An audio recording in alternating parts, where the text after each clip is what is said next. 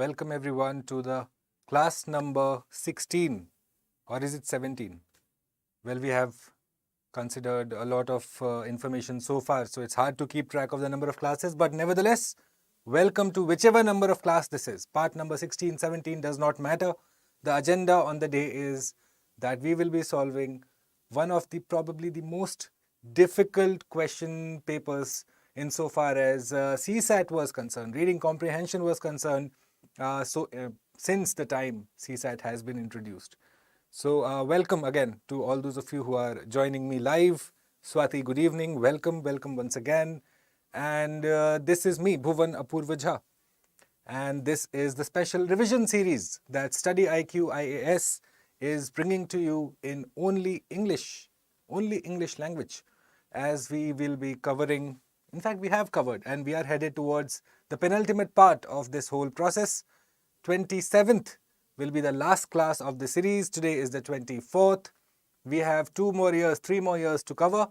And finally, then comes 28th of May, when you will be applying all the knowledge, all the tips, all the tricks and the strategies that I have introduced to you all during the course of this revision series that has come to you exclusively thanks to the auspices of StudyIQ English IAS. All right, that was the introduction. Once again, yes, thank you. Good evening, everyone. And so before we head forward, very quickly, if I were to just introduce you very quickly in less than a minute as to what has this series been so far, well, this series is the ultimate one-stop shop for everything related to reading comprehension. Okay. If you are following this series, or if you have been following this series, well, you will know that we have started from the basics, and the whole idea has been to build your fundamentals thereafter. Build the whole pillar of reading comprehension so that you do not get confused, you do not get flummoxed, you do not mark the incorrect option. So we have done central idea, theme. Well, obviously this was the intro class. Seems like a long time ago now. Thereafter we had the central idea, the theme identification, a major question that UPSC asks. So again, you cannot afford to make mistakes there. Hi Dukhiram, how are you? Good evening. Thereafter we have the tones. Once again, in the past, I have implored all of you, all the serial watchers of this series, as well as those who are watching me for the first time, please make sure that you revise tones. I will not ask any favors of you, okay?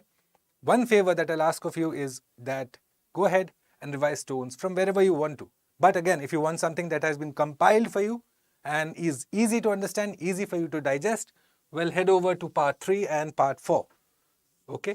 2022, in fact, you were asked tones. I beg your pardon. 2022, you were asked tones, and many students were left confused. Okay, what is tones? What is this? What is UPSC asking all of a sudden? Well, I'm telling you right now, this is where you can learn tones. And finally, those sentences, assumption, corollary, inference, implication, all of those terms that are freely used by the commission. Okay, one passage, and then more often than not, you will find these terms being introduced and asked of you. So if you have problems there, if you have problems identifying the difference between, say, inference and conclusion, or what is assumption, head over there.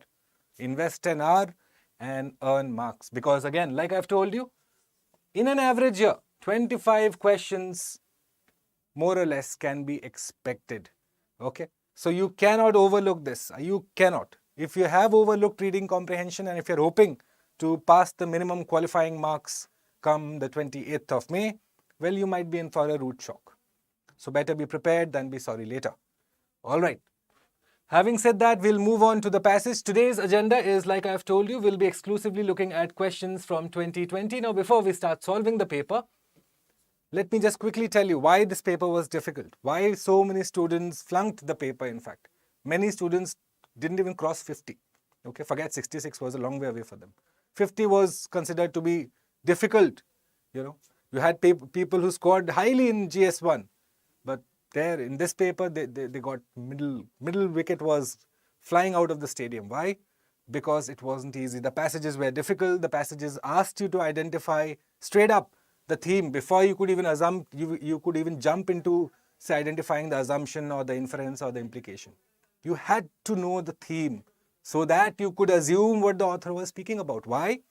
Because this year, what UPSC did was that in a passage, they straight away introduced multiple stakeholders, multiple ideas, linked ideas.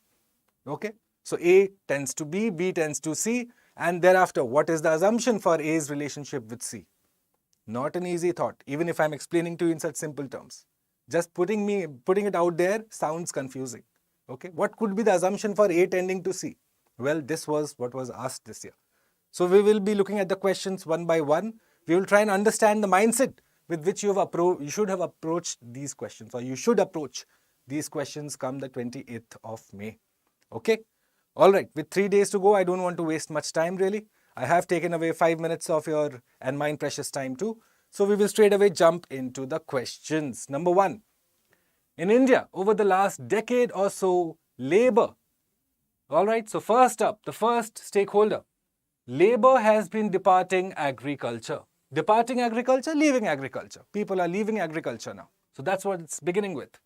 But, straight away, transition word introduced, is only going to construction and unregistered manufacturing, which are not markedly better jobs.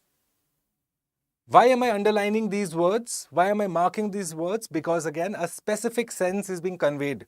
So you will not draw any other assumptions or draw any other inference from whatever has been said.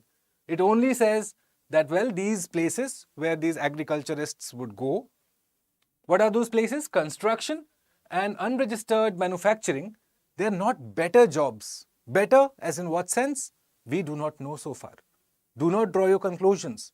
Maybe he's talking about the high paying services, the working conditions. So many aspects could define what is a better job. So we'll hold it right there. Services, where labor tends to be most productive, are not generating the additional jobs the country needs. Services has failed to create jobs, even though people are productive there. Alright. India will need 24 million or so jobs over the next 10 years. The new sector, e-commerce, can at best, maximum, close only half the jobs, which means it can only generate 12 million jobs at most, at the maximum. Only those sectors that drive domestic demand, such as health and education, can comfortably, aaram se, fill the rest of the 12. Okay? Services has been spoken about, agriculture has been spoken about, the inability of services to produce enough jobs is spoken about, and finally he says that domestic demand has to be driven by, say, sectors such as health and education, which can comfortably, if you were to put money there, it would create jobs. That's the central idea now. What's the central idea? Job market versus, say, investments. Where are you to invest your money to create jobs? Now let's look at the question. Which of the following is best implied in the passage?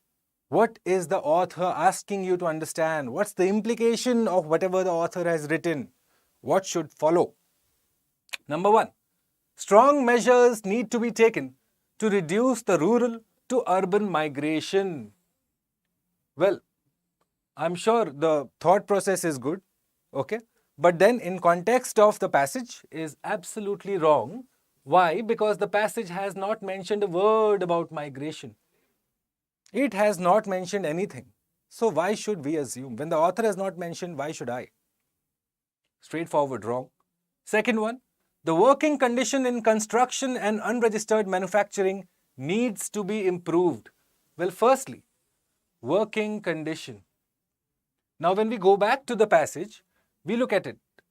It has been defined as better jobs. What is the better element here? What facet is the author trying to say? We do not know. Like I said, it could be that it's not high paying enough, the working conditions are bad, insurance is not given, this is not given, that is not given. Hundreds of issues can be there as to say why one job is not better and why the other job is better. How are we to draw that inference that the author is speaking about working condition? Again, straight away, if you are drawing that inference, you are drawing it on your own because the author is not asking you to draw that inference. Okay? Which means this would be wrong too. C. Service sector has been reducing the problem of unemployment. Has it? Has it is the question. Has service sector, according to the author, reduced the problem of unemployment? Not really. Why? Because services is not generating the additional jobs the country needs. It's not solving the problem of unemployment. All right. So, straightforward, easy peasy. This is also wrong. Okay. It has not been reducing, in fact. Okay. So, this is wrong. Last one. Increased social sector spending is imperative for large-scale job creation. Social sector, which means sectors such as health, education, all of the rest, where you create value for your citizens so that they are better empowered to contribute to the economy. Okay? And the last line of the passage gives it away, no? Only those sectors that drive domestic demand, such as number one, health and education, both are related to social sector. So what is the author saying? That you should invest more money here, as these can drive the new jobs, the rest of the 12 million jobs that are needed, and they can do so comfortably. Aram se they can do it. All right. So implication, straightforward, not very difficult. Your answer here is D. Okay. I hope that was clear. Not very difficult again. See, all you have to do is identify the author's tone, the author's mood, the author's idea. If he's saying, well, better conditions, you should ask how. What better conditions? Is more money being paid? Are the job working conditions better? What facet is it defining so as to extrapolate the thought that, yeah, it is better conditions? The author is not mentioned. Straightforward. Okay. All right. We'll move on to the next one, guys. Let's have some answers in the chat. For those of you who are watching this live, please make sure that you connect, 3 days to go. Use this opportunity to throw your doubts at me, get your grievance redressal done, because after this, it's you and your paper. All right? Go ahead, shoot me whatever questions, doubts you have. I'm all here for you. All right, let's look at the next one. In India, the current focus on the right to privacy. So, right to privacy is based on some new realities of the digital age. Okay? Is based on the realities of digital age. Fine, I get it. A right is a substantive right, which means a right has a meaning only if it works in all situations and for everyone. A right to free expression for an individual about her exploitation, for instance, is meaningless without actual availability of security that guarantees that private force. So I cannot go and say someone, you know what, don't take that opinion, don't take that point of view. That is not allowed. So it would be meaningless without actual availability of security. If I were freely available and allowed to do that, then will the other person's right be protected to speech? No. All right. So private force cannot be used to thwart this right. No third person can infringe on the rights of free speech, the right of free speech of another person. You cannot do that. And only if that is protected, then can you say that, well, this exists. The role of the state. Now he's talking about how the state should act. Right now it was individual. It was upon me. Okay? It was upon my approach towards, say, your freedom of speech. Now the author is saying, hang on, let's talk about the state also. So the role of the state, therefore, is not just to abstain from preventing rightful free expression, but also to actively ensure that private parties are not able to block it. The role of the state is twofold, he's saying. One is that it is not just to abstain from preventing rightful expression of free speech, free ideas. The state should not be like, you know what, you should not say this. you know what, I ban you from saying this. The state can't do that. And secondly, the state can also, should be able to protect me from telling you that you can't say that. The state should be like, you know what, Bhuvan, you can't say that. Let the person speak.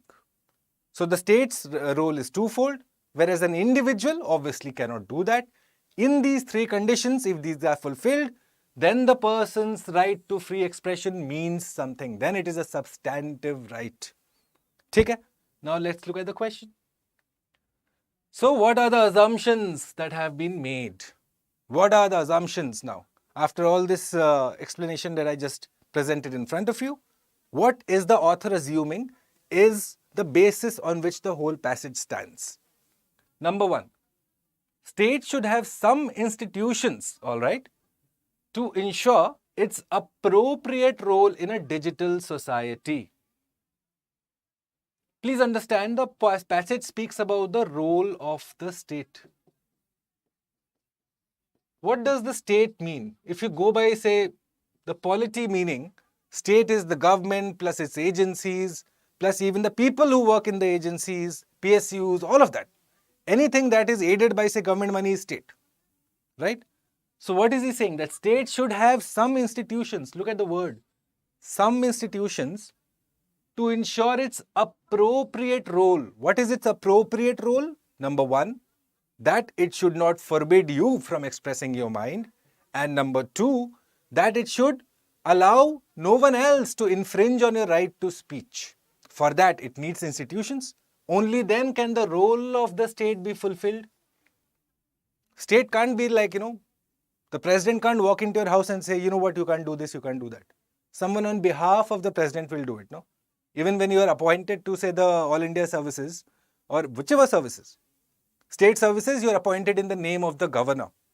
All India services, you are appointed in name of the president. So you are a part of the state. You are an institution of the state, which is what he's saying. Okay, state should have a role to play. Look at this line here. The role of the state, therefore, this is explained here. He's also spoken about right to privacy based on digital age. So the state should have some people to enforce that, to make sure that no one can infringe on your personal right, not even me or the state itself. So correct. This is a fair assumption to make. So if one is correct, which means obviously these are incorrect. Now let's look at number 3. Digital economy is not compatible with the idea of not violating the citizen's privacy. You know what is it? This is a double negative. What is a double negative? Two negatives essentially convey a positive meaning. Okay, just like maths. Negative, negative, positive. Similarly in English language also. When you have a double negative, it essentially means that a positive frame is being conveyed. So obviously this is incorrect. Digital economy is not compatible with the idea of not violating the citizen's privacy. It's incompatible in fact. So it's incorrect. Okay. B. State should ensure that private parties do not violate the citizen's right to privacy. Absolutely. The state should give you that protection that I as a private party cannot say, you know what, Swati, you can't say this. Or Dukhiram, you cannot type this. No. Because Dukhiram and Swati both have a right to free expression.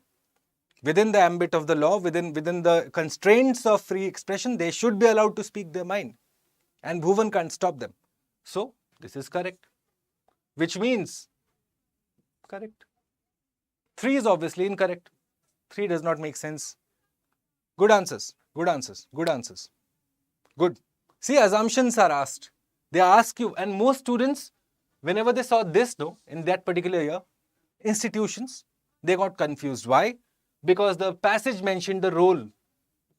But then they forgot that the state cannot function in isolation. It needs institutions. It needs people. It needs some agency to carry out the work of the state. Which is what it's saying. State should have some institutions to carry out the role of the state. Clear? All right, we'll move forward. Good answers, everyone.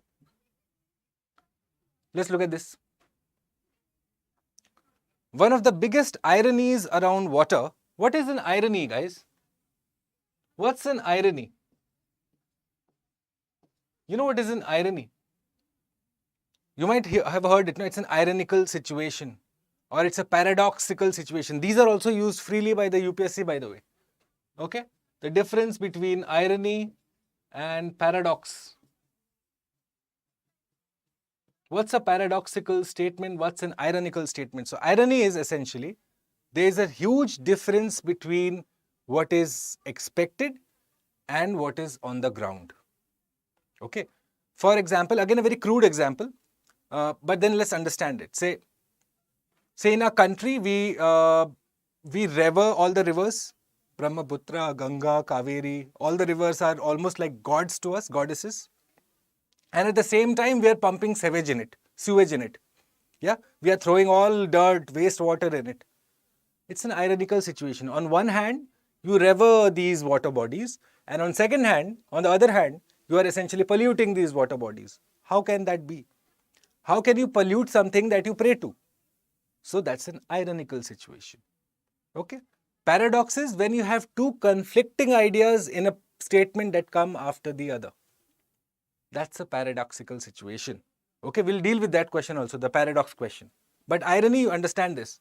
The best way to understand is difference between what is expected versus what happens, or what is the truth. Okay?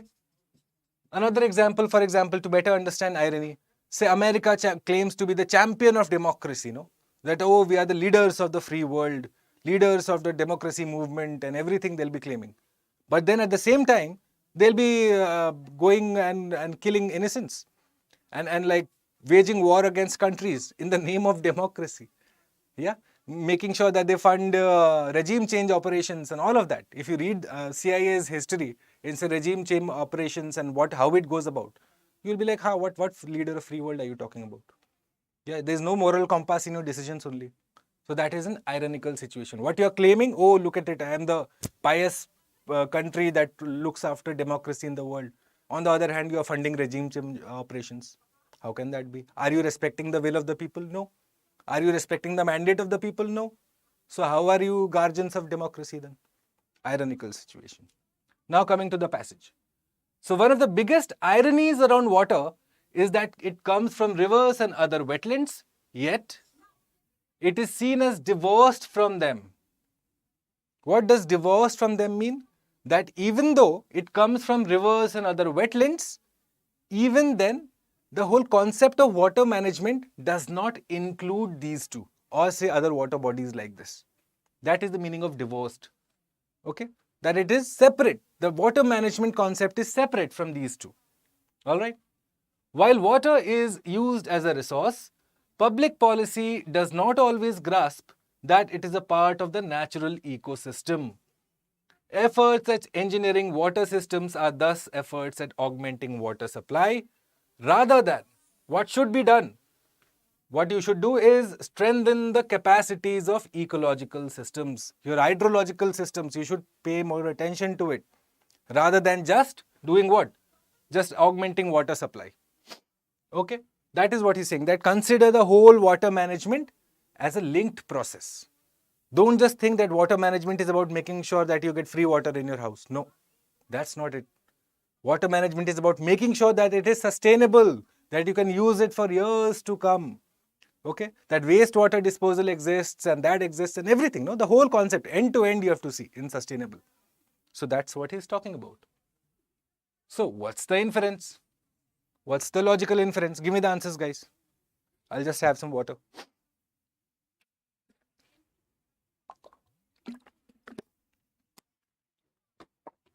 So what's the logical inference? Rivers and other wetlands should be protected under Ramsar Convention. Yes. Do you know what happens when when a particular water body is listed under Ramsar Convention? You cannot draw water from it.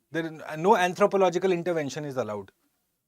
If that is the case, with your GS knowledge, even if you do not know that, with your GS knowledge, don't you see that he's talking about that should not be just about augmenting water supply, but also strengthening the capacity. Well, Ramsar does this, but does Ramsar does this? Can you draw water from a Ramsar site? You can't. So does that solve my problem? No. Incorrect.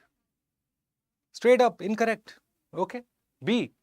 Engineering water systems should be modernized and further augmented. Well, that looks correct so far. Yes. But we'll come back to it. We'll keep it in the side for the time being. C. Wetlands need to be reinforced as more than just open sources of water. Yes. What does reinforced mean? That you should be empowering it. You should be giving more support to it so that it can be treated more than just a source of water. It is a source of life. There is so much happening. End to end you have to see, no? Best answer. D. Water supply should not be free. Okay. How does that solve anything? Even if it is free or not free? Am I going to, even if you start charging me money for water, the source of the water, say it's coming from a hill somewhere, how does me giving money for it make sure that this is taken care of? That it's sustainably used? Doesn't care. Doesn't matter here. So D is incorrect. Now B. Engineering water systems should be modernized and further augmented. Modernization is a concept that includes a technological progress. Or they should be the best practices from the world you should be using in, say, water systems. But is it holistic? That is again an assumption that we are making. We do not know. Maybe it is just about, say, again, making sure that the flow of my water is at a better rate. If it is coming from, say, the Himalayas, what good does modernization do to me? No.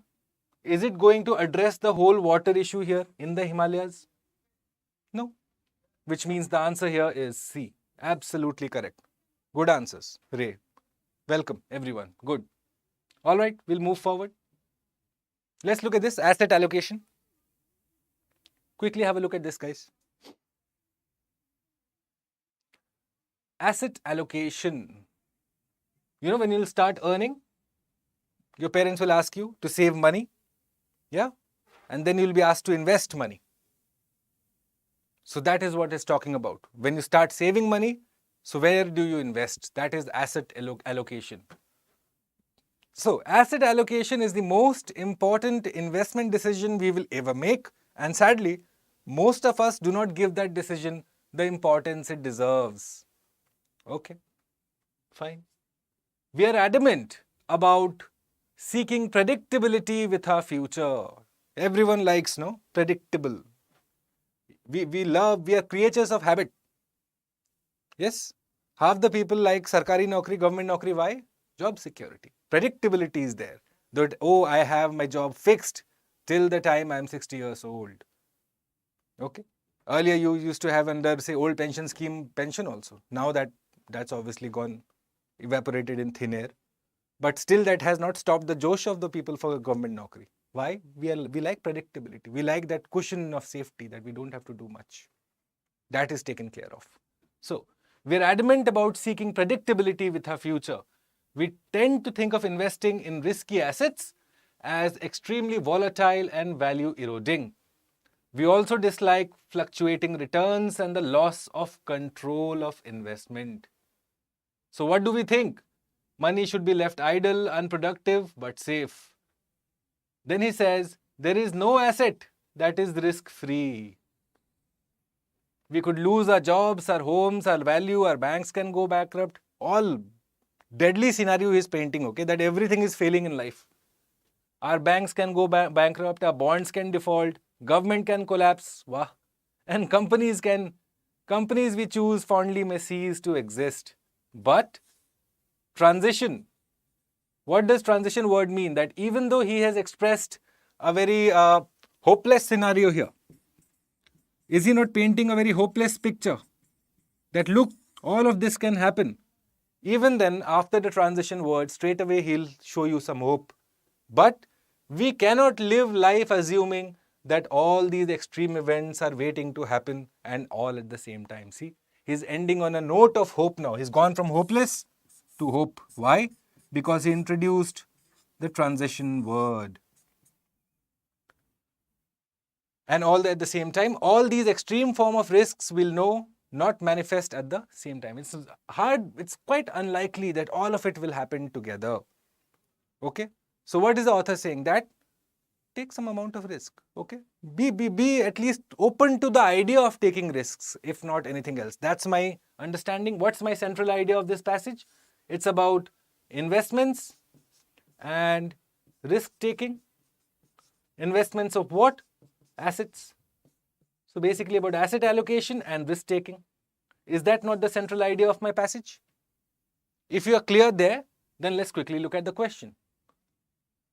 What's the implication? What is the author implying?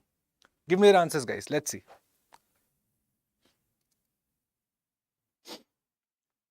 I'll keep quiet for 1 minute, but you will give me the answer to this, because this was a very difficult question for 2020. Okay, 2020 CSP, CSAT question.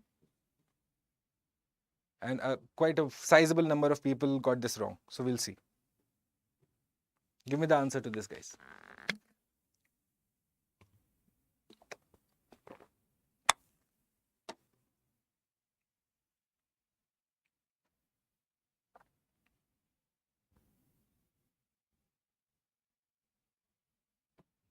Yes, what are the answers? B.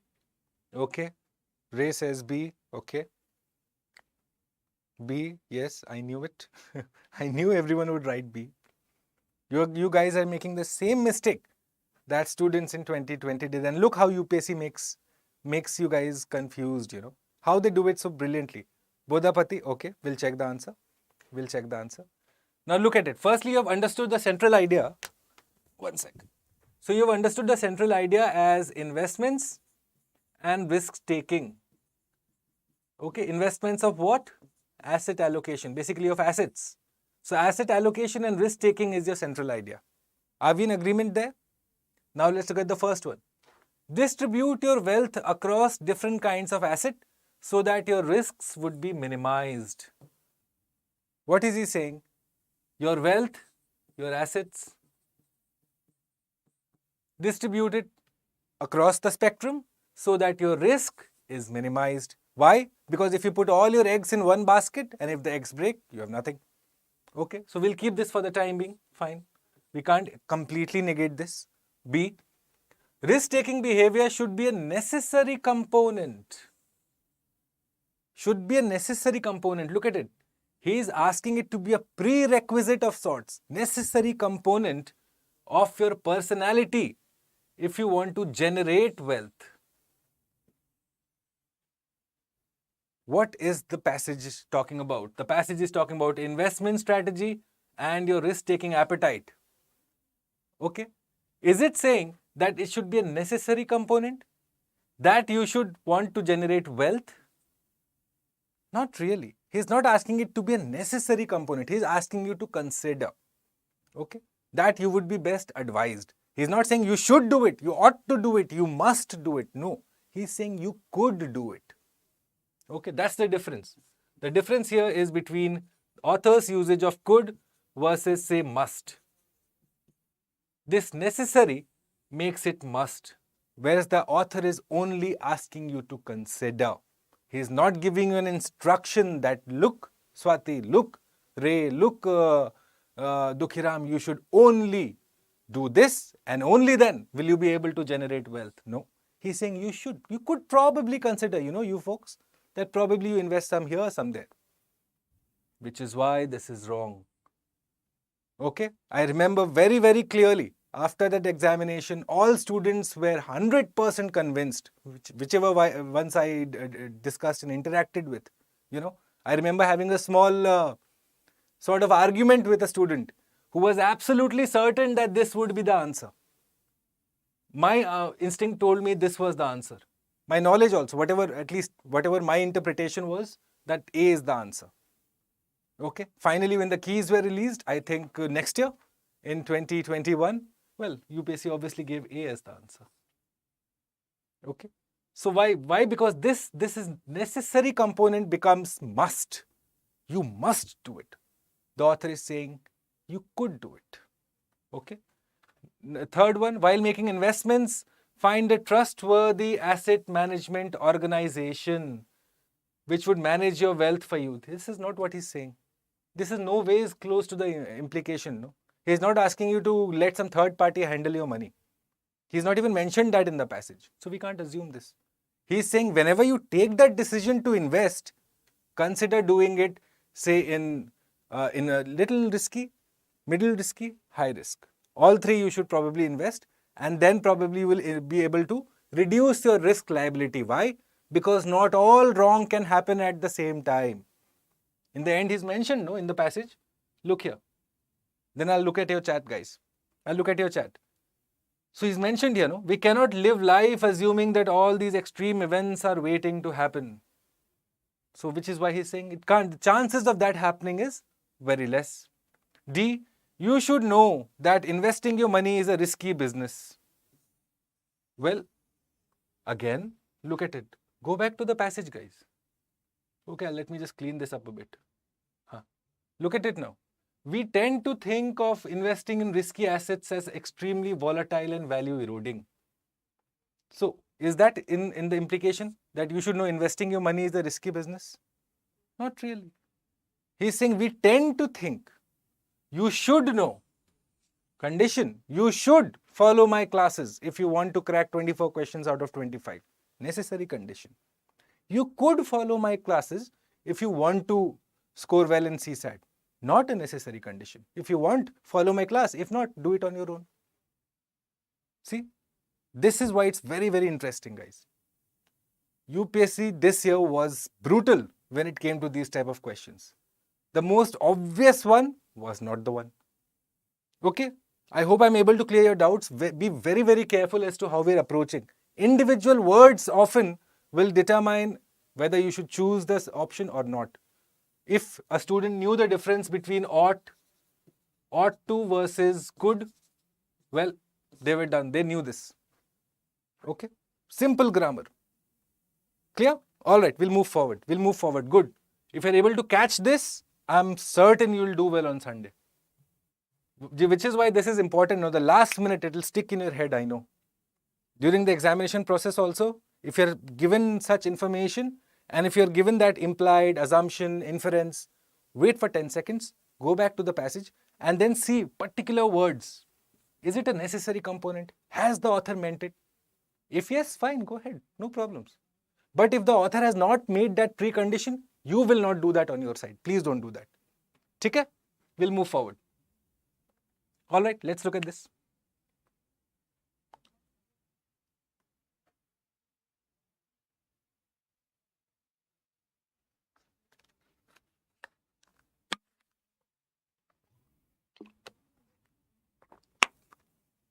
Although most of the GM crops cultivated now are genetically engineered for a single trait, okay? Like yesterday we did know that pesticide, herbicide wala passage, same thing. So GM crops are cultivated now for a single trait. In future, crops genetically engineered for more than one trait will be the norm, which will be happening on a frequent basis. It will be expected, it will be happening, okay? Thus, biotechnology's role in agriculture, it's biotechnology's role in agri and the regulation of the same cannot be solely understood in the context of the current generation. So, that is it. This is the operative line of the whole passage as far as my understanding goes. That the current role of your crops will not determine the way biotechnology will proceed in the future. Okay? Your current priorities will not be counted then. You'll have to look at the future. Okay? Instead, there is a need to take a comprehensive look, taking into account various aspects, including socio-economic impacts, so that the potential of the technology can be harnessed while minimizing negative impacts. Given the importance of biotechnology in developing varieties that can help in climate change, what should we do? Develop such seeds that help in climate change mitigation and adaptation. Not using biotechnology as a part of the climate change action plan cannot be an option. Must. See? So often this author, the UPSC does this. Cannot be an option is essentially saying it must be considered. Necessary condition here. Okay?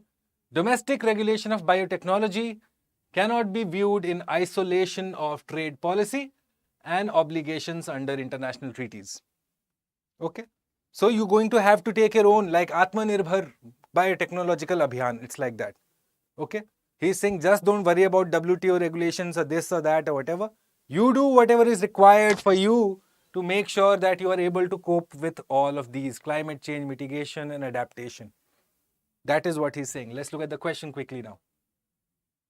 What are the assumptions that have been made?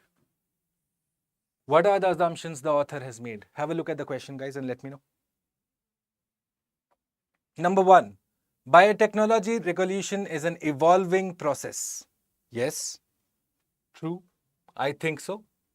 Number 1 is an evolving process. He says, yes, today's needs are not being met or are being met, but in the future, we'll have to change, which means evolve, which means the author is absolutely assuming this to be true. So if 1 is true, which means this can't be true. All right, let's look at 2. Participation of people is needed in policy decisions regarding biotechnology regulation. Now, you know what the problem here is? Participation of people in policy decisions. If you go back to the passage, now you look at it. Instead, there is a need to take a comprehensive look, taking into account various aspects, including socio-economic impacts. The impact will be on the people. People will be recipients of the effect. The cause is this biotechnology regulation. Okay? Right? This is the only sense we are getting of people anywhere here in the whole passage. No other sense of people anywhere has been mentioned. Only this will give it away. Socio-economic. So now, when you go here and read it,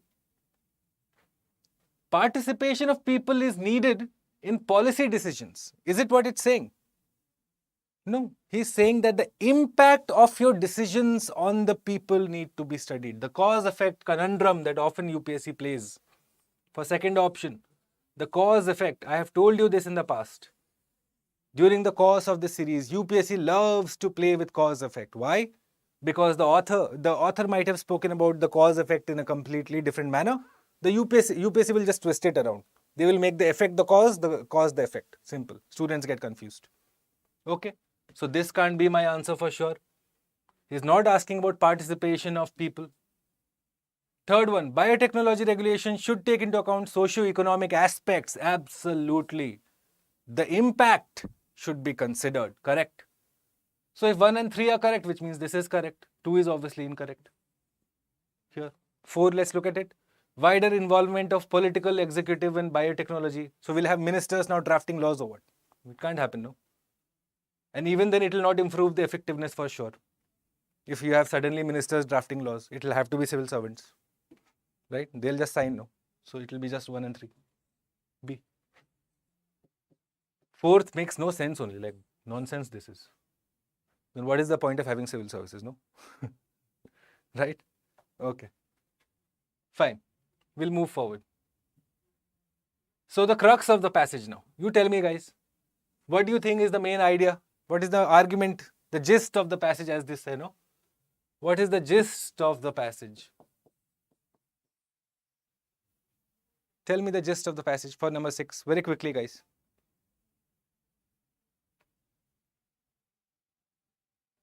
Precautionary principle is not given importance in current debate on developing GM crops. What is precautionary principle?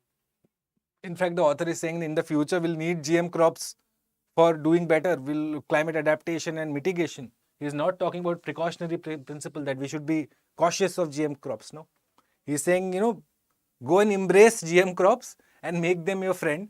For them will be the ones who will help you to for climate adaptation and mitigation. He is not talking about precautionary principle. Second one, biotechnology is not currently used in climate change mitigation and adaptation mechanisms. Is it what he's saying? That it is not being used currently? No, no ways, no, not even close. Biotechnology's role is not confined. The role is not confined to the current priorities, right? The role currently is right now what? Just making sure a single trait is introduced. Say high yield variety. This is the best way, no? Now they sell GM seeds. Oh, it is a high yield variety. Nothing else they'll say, whether it is drought resistance or heat resistant, what's the shelf life, what are the nutrient effects, nothing they'll say. So this is correct. D, the negative impacts of biotechnology are not, what nonsense. He's talking about positive effects only. Good answers. Good. Excellent. I'm happy to see this. The regular students are getting it bang on correct. Good. Excellent. I'm happy to see this. All right. Let's look at this. Private investment now. Quickly. Private investment. So we had around 25 questions in 2022. So in today's class, we'll look to complete around 12 to 13 questions. And tomorrow's class will finish the rest 12. That will finish 2020. Then tomorrow, which will be, what's the date? Tomorrow is the 25th. So we will complete 2021, 26th and 27th. We will complete 2022 plus some important questions that I want to introduce before you. That's the plan of action I'm just sharing with you guys. Okay, tomorrow we'll complete the whole of, tomorrow we'll complete the rest. Thereafter 25th, 26th and 27th. It will be a mixed bag of 2021, 2022 questions plus some extra questions that you should see once. Okay. All right. Have a look at the whole passage quickly. It's talking about private investment being volatile. Volatile is susceptible to change. Susceptible to change. Volatility in the market, change in the market. So foreign private investment is more susceptible to change because the available investment avenues are significantly greater. Yes, if I'm a investor, I'll look at where I get the best results, right? I'll not be like, oh, you know what, I love butter naan, so I'll invest in India. No. He'll essentially say, well, the investment avenues are greater. Why? Because this person, therefore, the responsibility of providing employment cannot be given to the FDI investors. The current FDI inflows are volatile across sectors and regions, which is a necessary consequence of their search for the highest returns. As an investor, I will only look at the place from where I can get the maximum amount in return for my money, the maximum benefit. Okay? Which is why it's volatile. Today, I might think India is the best market for my money, so I'll invest in India. Tomorrow, I'll be like, no, move the money to Brazil.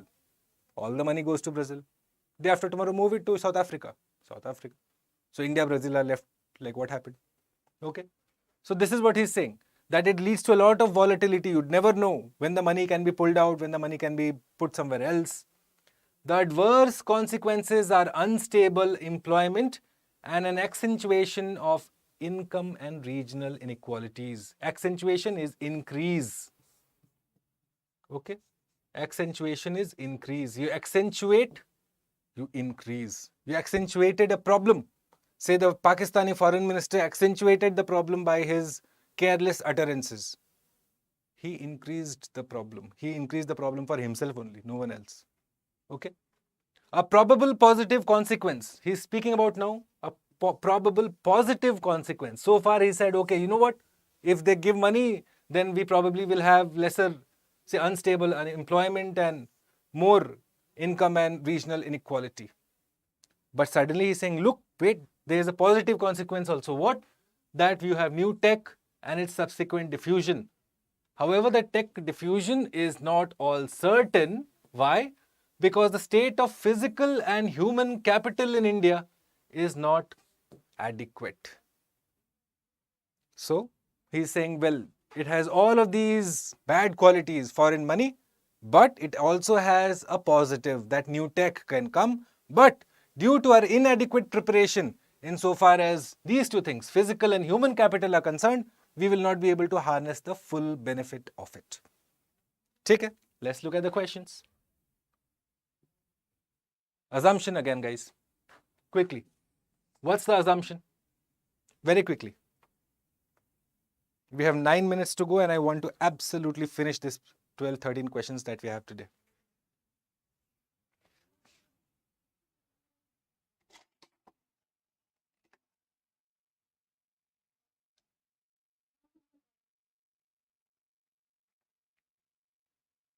One sec. Sorry. Yes. What are the assumptions? Number 1, relying on foreign investment in the long run is not an economically sound policy. Yes, why? Unstable employment plus wealth inequality plus regional inequality. The author has mentioned. So correct. This is correct. Fair enough. Let's look at 2. Policies must be undertaken to reduce volatility in foreign private investment. Please understand this now. If you are made Prime Minister and if I am someone who invests money, okay, can you make a policy to reduce volatility in the market? Because it's my money, no? Today I'm putting in India, tomorrow I'm putting in Brazil, day after tomorrow in South Africa.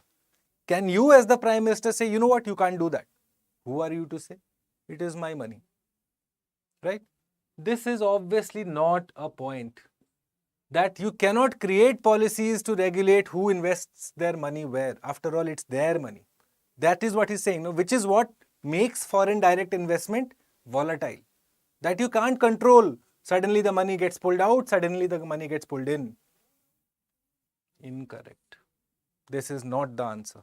So if 2 is not the answer, you are left with 1, 3 and 5. 1 is correct so far. We'll look at 3 now. Policies must be undertaken to strengthen domestic private investment. Yes, this as Prime Minister you can do. You can make sure that your domestic investment ecosystem is so strong that you don't need me, the foreign investor. As Prime Minister you can do that. This as Prime Minister you can't do. I'll sue you in the market only. I'll sue you in the criminal court. Like, what is he trying to do? So this is it. Good. Number 4. Public investment should be given priority over private investment. No, we cannot say this. Why? Because the author has mentioned the positive also, the author has mentioned the negative also. If he had just mentioned the negative and not mentioned about the tech transfer, that this is a positive of this whole thing, then I could have probably said this. Okay? But then he's mentioned that, it has some good things also. It's not all bad with foreign money. So this can't be my answer. 5.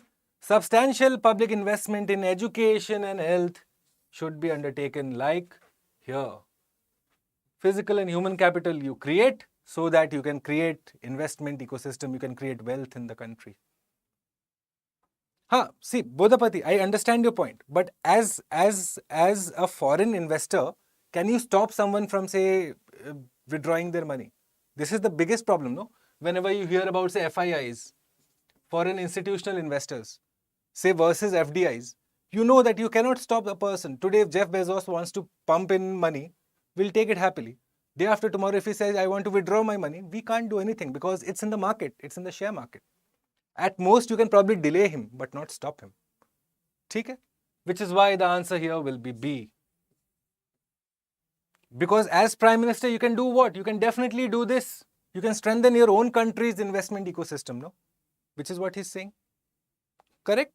Okay, good. We'll move on to the next one. See how difficult this year was. I'm telling you, this year was one of those years where UPSC came at the students with a vengeance. Every question was assumption, inference, to the point that students got tired. They wanted some easy question कि हाँ एक central idea वाला question मिल जाए. Somewhere I should get one central idea identification question. It wasn't coming only. Okay, we'll move forward. Let's look at this quickly. Monsoon flows. Many opportunities to harness the highly skewed seasonal and spatial distribution. These are all terms that you use for monsoon, no? Yeah, or rainfall. So, to harness this distribution of monsoon flows, which occurs in a 4-month period from June to September annually, have been lost. What has been lost? Opportunities to harness the monsoon. Since these few months account for most of the rainfall and consequent freshwater availability, the need for holding rainwater is necessary. Then subsequently releasing it for use. This is a necessity nobody can afford to overlook, which means a condition of must. It should be done, ought to be done. Climate change will continue to affect weather conditions and create water shortages. It will create both shortages and excesses matter, both. Not just that, often we think climate change is just about water shortage. The author is saying climate change will also create shortages and excesses. While millions suffer from drought and flood, both excess and shortage. Waters in countries, many rivers flow unutilized and they are drained into the sea. Clear? Now let's look at the question. Rational and practical implication. Okay. What is the author implying? What could be done? Number one, interlinking of rivers should be undertaken. Why? Why is this the answer? Is this the correct answer? Let me know in the chat very quickly. If you do interlinking of rivers, as he says, all of this underutilized water, where areas have drought and where areas have floods, well, it can be balanced out, no? Availability of water can be assured for every area. So this seems like a doable solution, which Government of India is doing also, in fact. Number two, a network of dams and canals should be built across the country for proper distribution of water. Basically, he's talking about the excess and shortage. You take care of it, this whole thing. That excess shortage point. So 1 and 2 are correct. 3, farmers should be provided easy loans for digging bore wells. What will happen then? Will it solve water scarcity in areas where there is drought? A farmer in a high-risk area, semi-arid zone, you give him a borewell, what will he do with it? He'll throw it at your face only, no? So this is wrong. Usage of water for agriculture should be regulated by law. There is no sense of law in the passage. It's talking about water distribution, no law involved. Distribution of river water among regions should be regulated by the government. No. The author is not even mentioning about regulation. The author is just saying that what can we do to link areas that have less water with areas that have more water so that everyone can be served. Which means my answer is A. The best practical implication. Okay. How did we get to these two ideas? Well, the central idea was simple. It was about water management, essentially. Water management in the country. And how to manage the water? He's essentially talking about, say, linking these two areas. Excess and shortage. So these three don't make any sense only, no? What will he do with it? Did the author mention river interlinking? No, which is why, if he mentioned it, then it wouldn't be an implication, na baba.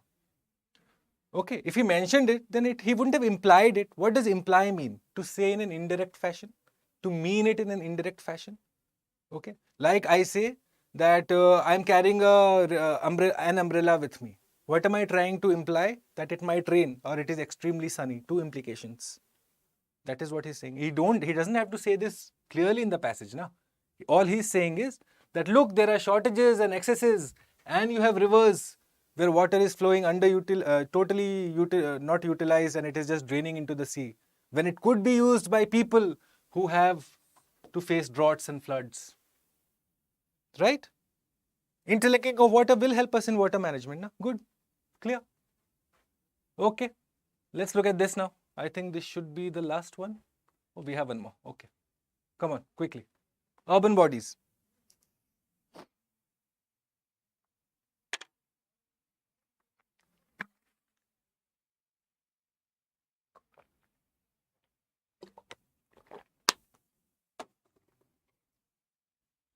Urban bodies cannot possibly ensure sustainable delivery of water in our cities unless financing mechanisms are put in place. Straight away, water plus financing mechanisms. This is what the author is speaking about. Okay, this I tried to draw the rupee symbol. I don't know, something happened. Water delivery requires heavy investment in collecting from a natural source, treating it to make it potable. Potable is that you can drink it, and laying a distribution network of pipes for delivery to the users. So he's essentially from the source to your basin. Everything needs to be taken care of. From where the water is coming to your wash basin. It also requires investments in sewerage So after the basin, now the wastewater disposal. Look at it. Requires investments in sewerage infrastructure, sewage treatment plants, so that they can carry the wastewater to these plants, so that no untreated sewage is discharged into the natural water bodies. Now look at this line. All of this can be explained in this only, no? From source to your basin to your making sure that it is wastewater disposal. Now look at the last line. If our cities were rich enough to meet the entire cost, water could be delivered free. Possibility. Possibility. If our cities were rich enough, basically it's coming down to money. That our cities, our urban local bodies did not have enough money, which is why they are unable to do so. If they had money, they could have delivered free, like people in Delhi get, no? But ask them the quality of water they get. Okay. They are not. Basically saying the urban local bodies are not rich. Clear? Ray, I agree with you. 2020 was danger questions, you know. And I'm saying this as a faculty, as a mentor. I remember looking at the paper after the exam and I was like, oh, this will take time to analyze. Yes. And all the students were so sure of their answers. But then they just missed simple words here and there. And the whole house of cards fell down. Okay. So anyways, so what's the most logical and crucial message? Have a look and tell me the answer, guys. I've told you the whole sense of the passage. It's to do with water management, financing, and then this flowchart from source to basin to wastewater disposal. And they can't do it all. Why? Because they don't have money. Give me the answer to this. Number 1, urban local bodies must recover costs. Something to do with finance through user charges. Okay, we'll come back to it. Next one, urban local bodies are not efficient enough. How? Are they financially not efficient enough? Or are they like, today is lunchtime, go, we'll not give you water, like in banks? Are they not efficient like that? What is the level of efficiency we are talking about? Has the author mentioned something about that? No. He's just mentioned about this, money. Wrong. See, water shortage in our cities is a perennial problem that cannot be solved. Why? This means what? That it can't be solved. No matter what you do, you can't solve this problem. It's a perennial problem. It will happen every year, throughout the year. Wrong. This can be solved if our urban local bodies were given paisa, if they were given money. D. In view of the water crisis in our cities, there is an urgent need to limit the population. Yeah, it's like start killing people apparently to save water. What sense does it make? Yeah. So obviously A. Why A now? Look at it. Urban local bodies must recover costs, finance, through user charges to make sure that all of this whole process is financed from source to your wash basin to making sure that the wastewater is disposed. All that requires money. How can that be funded? Well, if you and I start paying for it, right? Urban local bodies must recover costs through user charges, and only then will the passage follow. It's the crucial message of the passage. Good answers. Ray, Swati, Dukhiram. Bahut acha. Good. Okay, we'll move forward. Let's look at number 25. Yes, 25. Following assumptions. My God, how many assumptions has he asked this year? Every second question is assumption only.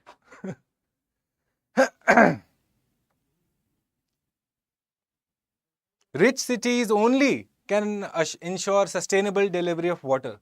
Firstly, look at it. Rich and sustainable. When you go back to the passage, you see what he's mentioned here. Where did it go? Here he's mentioned about if our cities were rich enough, water could be delivered free. He's not mentioned about sustainable. No, free water is not sustainable. Sustainable water is not free. Two different thoughts. If the cities were rich, they would give it free. He's not mentioned about sustainable. The author here mentions sustainable. Wrong.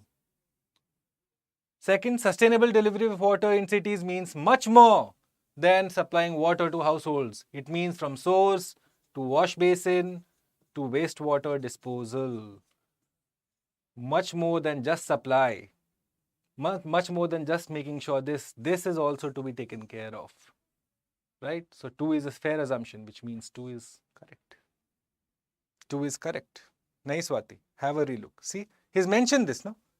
That you have to take care of this algorithm here. From the source to your wash basin to the wastewater disposal to make sure that this ganda pani, this wastewater does not contaminate your source. Has he not mentioned that? So that's what he's saying. Sustainable delivery of water is a lot more than just supply. It's about the whole chain from start to end. And that's where we are lacking. Right? So 2 only. Clear? Okay. Last passage, guys. And then after that, we'll wrap it up. This quick fire session. We'll talk about agriculture in this passage. Look, the favorite topics of UPSC. Agriculture, water management, sustainable development, poverty alleviation, all topics that you read on a day-to-day basis. But when it comes to passages, you get clean bold.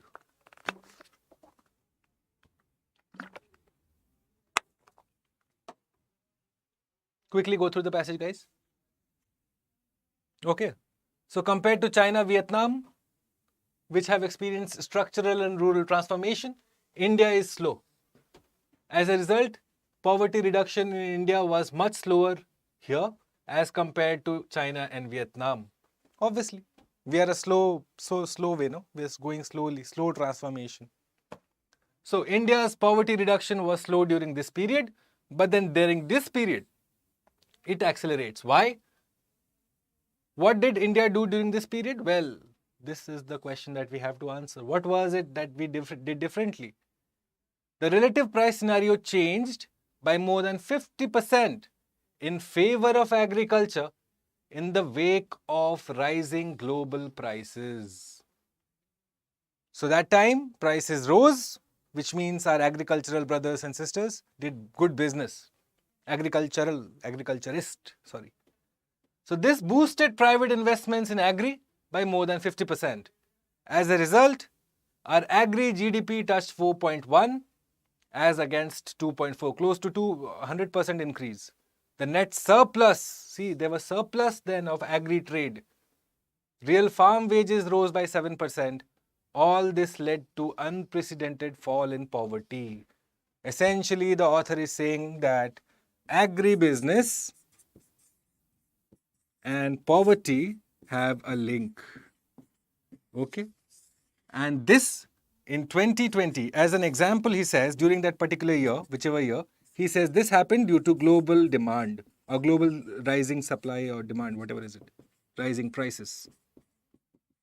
So for a particular year, he's giving this example. For that year, for example, 2021. I'll not go back to whatever the year is. Okay? This is the sense of the passage. He's linking agricultural business with poverty, that it can increase the poverty alleviation rate. Okay? It can pull people out of poverty. Let's look at the question now. What are the assumptions that the author has made? Number 1, structural and rural transformation is impossible when farms are mainly small and marginal. Is it what he's saying? Is it a fair assumption to make? Have a look here. When we look at that our farms are small and marginal, which means our transformation was slow. It was not that our transformation did not happen at all. We did transform in spite of the fact that we had smaller land holdings. So it happened. He's not saying it's impossible.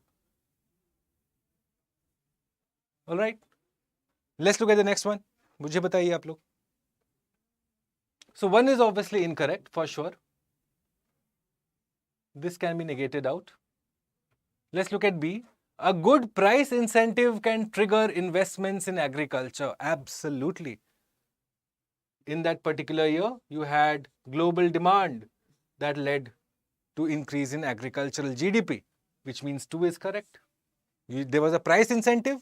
There was higher prices, which is why our people grew more crops. Number 3.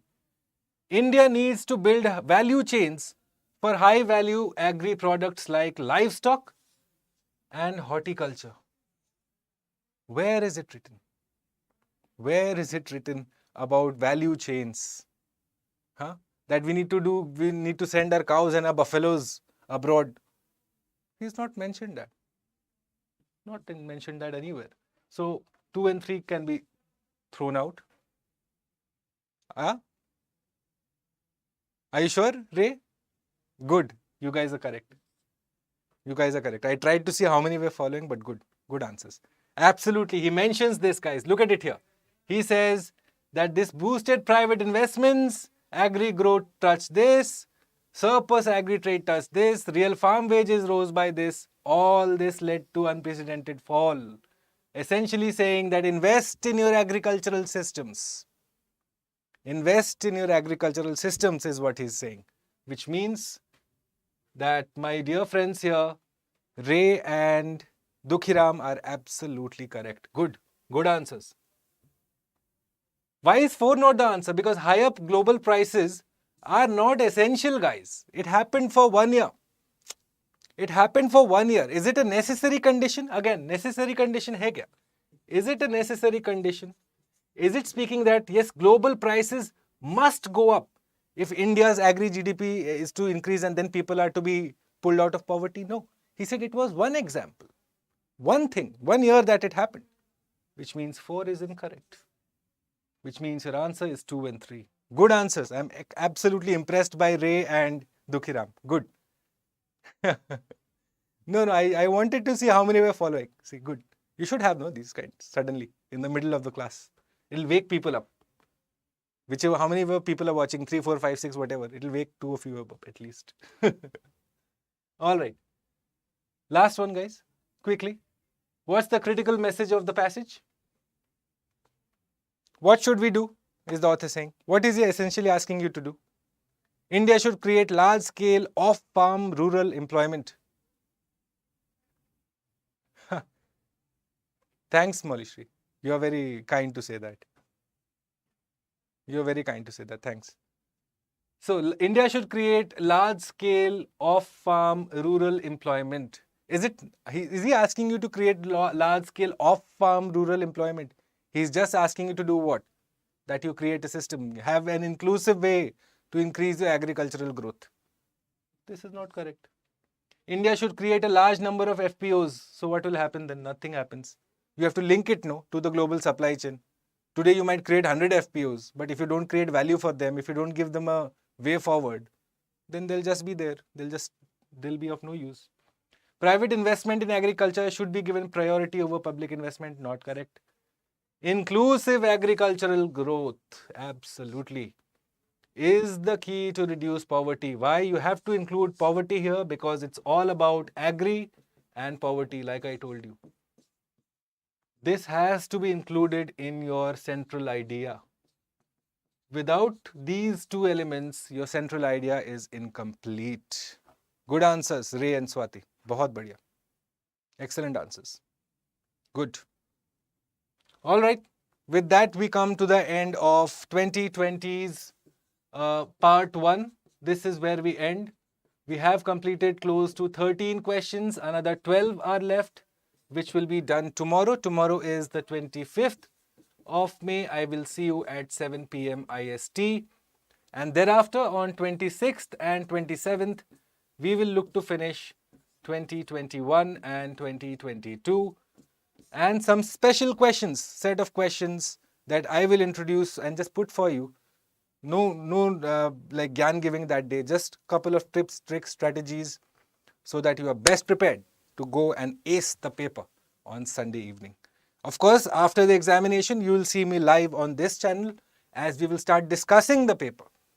Okay, the whole team is set, the whole plan is ready. We will be discussing the paper, what are the possible answers, and obviously you can also check my accuracy once the key is released next year. I can assure you we'll have at least 99% accurate answers. Okay, not like these other ones will be quick to answer. No. I'll go ahead with each and every question and give it the respect it deserves and not just quickly go ahead and, breaking news, I don't want to do that. Whatever has to come out of my mouth has to be authentic, okay? And I'll make sure that happens. Thank you, Ray. Mallikarjun, don't worry, but make sure you do look at the question, because as the rest of the people in the chat will tell you, this year 2020 paper was difficult. So make sure you pay attention to every question that we have done today, and especially because you never know. The whole questions might be repeated, passages might be repeated, you never know. It's UPSC, they love playing games. Swati, actually I have another session at 9 p.m. And so I'll see you again at 9 p.m. as today we'll be discussing about Cyclone Mawar in Guam. Guam is a United States protectorate in the Western Pacific Ocean. So that is going to require some preparation from my end. So obviously I'll see you guys at 9 p.m. Till then, I hope you guys keep safe, stay motivated, stay focused, eat right, more importantly, sleep right. Sleep for 8 hours. Last 4 days, you're not going to do much if you haven't done anything till now. And if you have done a lot till now, sleep, be rested. Okay, give your grey matter some time to rest. And tomorrow evening, 7 p.m., I shall see you once again. Please do consider joining me. Thank you for joining. Till I see you tomorrow.